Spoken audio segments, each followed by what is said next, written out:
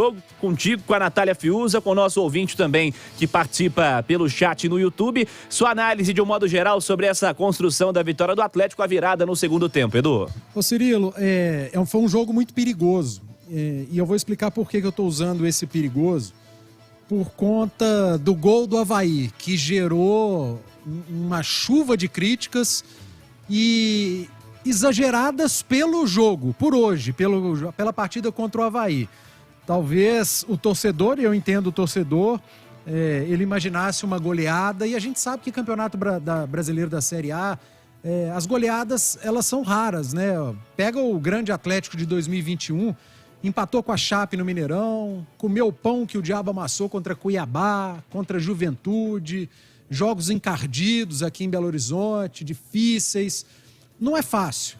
Por mais que o adversário não vá brigar pelo mesmo campeonato, né, os objetivos que você, os jogos acabam sendo difíceis. Só que hoje o Atlético fez o jogo ficar mais difícil, né?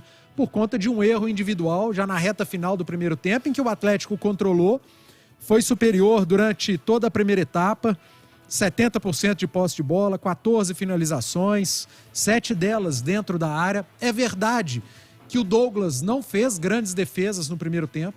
A grande chance do Atlético mesmo, ela foi oriunda de uma bola parada e uma cabeçada do Sacha, que pegou na trave. O Atlético, ele teve muita dificuldade para entrar fazendo triangulações, chegar à linha de fundo e criar uma grande chance. O Douglas não trabalhou muito, apesar do volume ofensivo do Atlético lá na frente. Atrás não sofreu, o Avaí não chegou. Uma finalização no gol do Atlético, a do gol, criada pelo Otávio, porque o Atlético tinha a posse da bola e já subia todas as suas linhas para o ataque. O Otávio atrasa uma bola e não atrasou para ninguém, ele atrasou para o Morato, jogador do Avaí. Não tinha mais defensor do Atlético, apenas o Everson.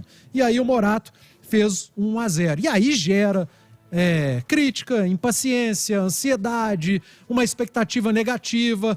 Só que o torcedor que estava no estádio, principalmente, ele viu que a coisa não estava... o cenário não era para aquele gol. O Atlético fazia um jogo, se pouco criativo, eu digo de chances claras, mas fazia um jogo de controle absoluto diante de um adversário que se fechava. E aí no segundo tempo é outra partida, o Avaí vencendo por 1-0 e todos aqueles fatores que eu disse agora há pouco, ansiedade, expectativa, nervosismo, o medo de uma derrota por uma equipe muito inferior, isso tudo poderia atrapalhar. Mas aí o Atlético conseguiu, eu chamava atenção para isso, né?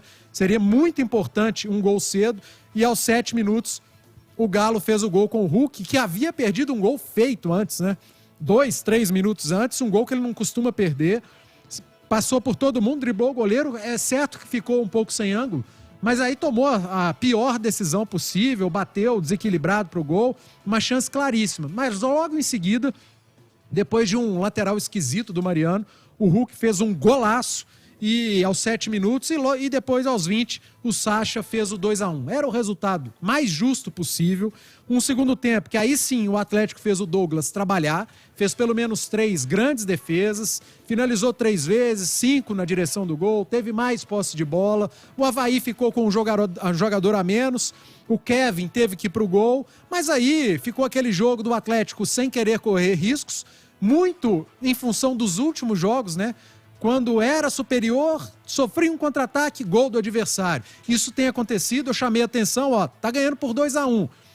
É preciso manter a concentração e não se desorganizar defensivamente. E que bom que não aconteceu. O Everson não precisou trabalhar, o Avaí até esboçou alguns ataques, mas não conseguiu finalizar. E foi um segundo tempo absolutamente controlado pelo Atlético, que tem números muito bons no Campeonato Brasileiro, Cirilo. Pegar alguns números do Galo, é claro que o torcedor, ele espera a atuação que o Atlético teve, né? Principalmente na reta final do ano passado, essa é a expectativa que o torcedor tem, mas no Brasileiro, recorte do Campeonato Brasileiro, números do Atlético até aqui, que pode render mais, eu repito, principalmente no sistema defensivo. Eu acho que ainda precisa de ajustes, mas grandes chances criadas. O Atlético está entre os 4 primeiros, Grandes chances perdidas é o terceiro. Finalizações na trave no campeonato é o que mais finalizou na trave, 7. Posse de bola é o primeiro. Passes certos por jogo é o primeiro. Cruzamentos precisos por jogo é o primeiro. Total de finalizações por jogo é o primeiro. Finalizações no gol é o segundo. Então são números importantes. Escanteios por jogo é o time que mais tem escanteios no campeonato. Então são números importantes do Atlético no Campeonato Brasileiro até aqui. Mas é claro, o rendimento pode melhorar. De jogadores, muitos importantes ainda ausentes, o Cláudio trouxe algumas peças que podem retornar. E essas ausências, Cirilo, me chamaram a atenção hoje. Eu acho que o Turco montou o Atlético hoje pensando nas ausências do lado esquerdo. São elas Guilherme Arana, Keno e Vargas. Por que eu estou falando isso? Pelo posicionamento de Mariano e de Rubens.